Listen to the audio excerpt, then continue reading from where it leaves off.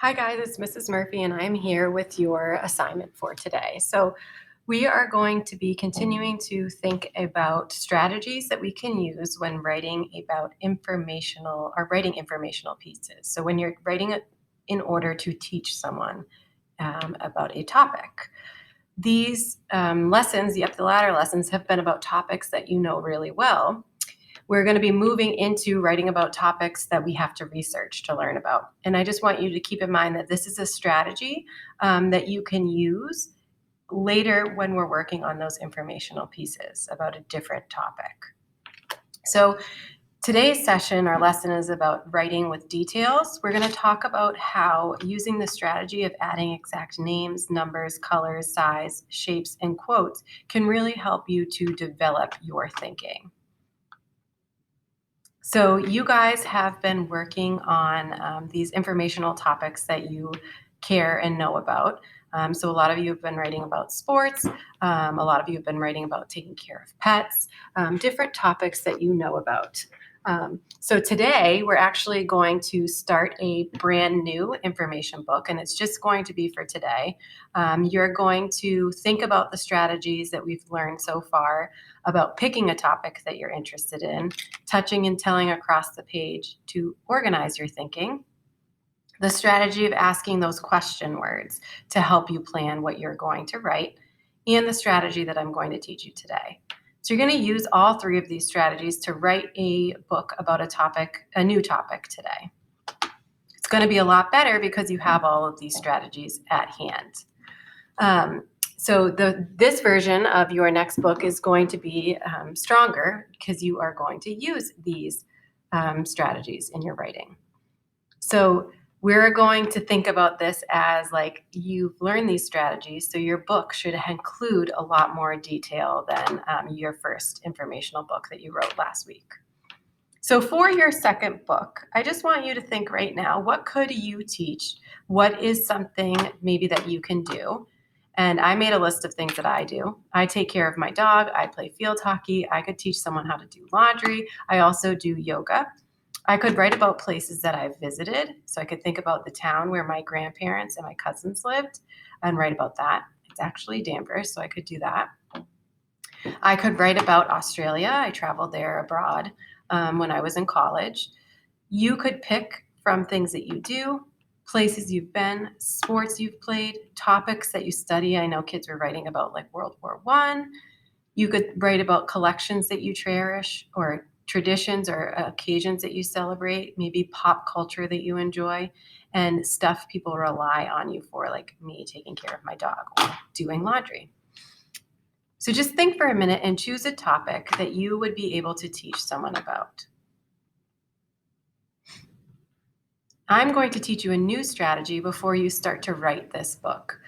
So you are going to write and revise with details. So when writing an information book, this means that it's very specific and not just generalizations. It means that you write with names, colors, numbers, size, shapes, and quotes. So that was part of the revision work that we are working on, but now you're going to write a new book from scratch, including all of these details.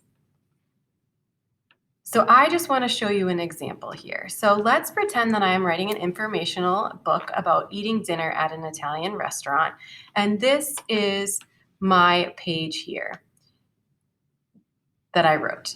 You eat food for an appetizer, then you eat food for the main course. You also eat food for dessert, right?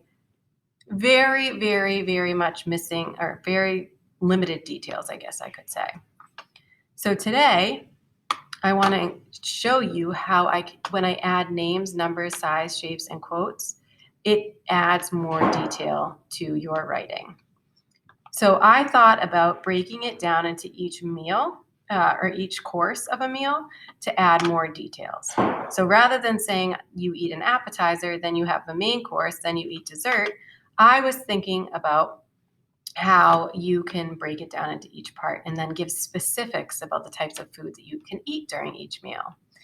So here is how I improved that. It is customary for Italian restaurants to serve bread at your table when you are seated. The bread can be served with butter and olive oil mixed with seasoning. People People often order appetizers when they eat at Italian restaurants. Some of the most popular appetizers are fried calamari, antipasto, and salad.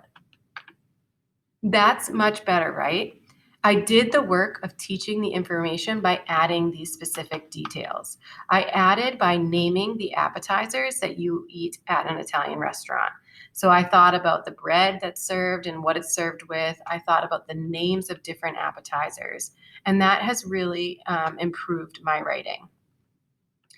So, writers, in the book that you are going to write today, and in all information that you write from this day forward, you always want to include those important details. Remember, I didn't just say that some people eat appetizers, I wrote about the specific names of the appetizers that people eat. Where this is going to help you in the future is when we're writing about our teen activist topic in the next coming weeks. We want to keep in mind these details and making sure we're including specifics in our writing rather than including general information like we eat appetizers.